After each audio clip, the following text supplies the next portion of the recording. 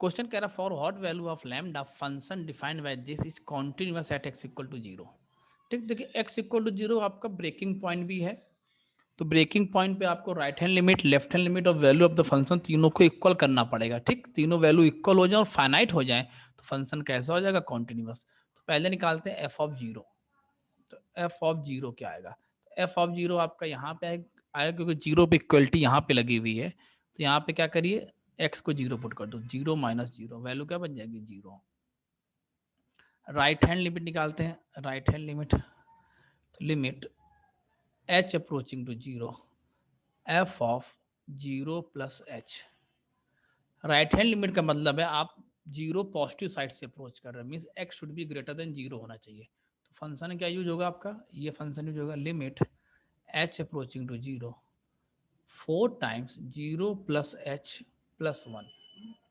जरा एच को पुट करो जीरो, वैल्यू क्या जाएगी, वन। अब निकालिए आप left hand limit, limit h approaching to zero, f of zero minus H.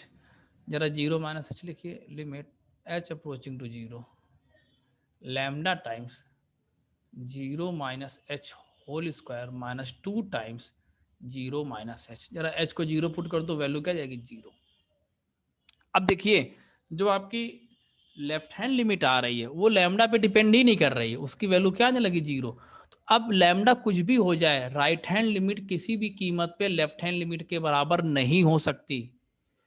तो कह रहा है कि फंक्शन कॉन्टिन्यूस हो जाए, तो ये function x equal to zero पे कभी भी कॉन्टिन्यूस नहीं होगा for any value of lambda.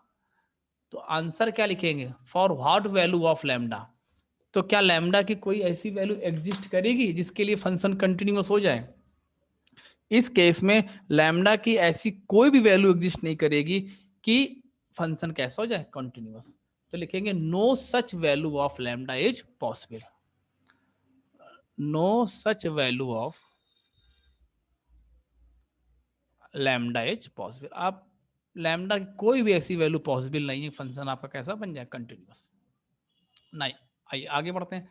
अब कह रहा है continue at x equal to one पे, एक्स इक्वल टू वन पे बात करेंगे आप, तो एक्स इक्वल टू वन के नेबरहुड मीन्स वन पे राइट हैंड लिमिट और लेफ्ट हैंड लिमिट दोनों इसी फंक्शन से डील होंगे।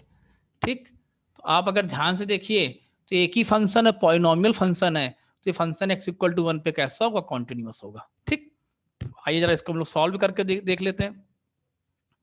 तो at x equal to one पे value of the function f of one निकालिए, तो 4 + 1 क्या बन जाएगा, 5।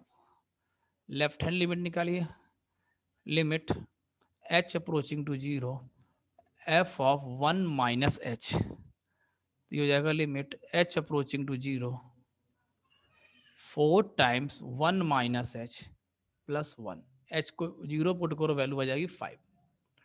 राइट हैंड लिमिट निकालिए, limit h approaching to zero f of one plus h, one plus h क्या बन जाएगा, limit h approaching to zero 4 times one plus h plus one, value क्या जाएगी, 5। देखिए तीनों वैल्यू सेम आ गई, right hand equal to left hand equal to value of the function. देखिए एक बात में बच्चे बड़ा कंफ्यूज हो जाते हैं कई बार कि लेफ्ट हैंड लिमिट के लिए ये फंक्शन लेंगे, राइट हैंड लिमिट के लिए ये लेंगे, नहीं ऐसा नहीं होता, ये केवल जीरो पे ही वैलिड है।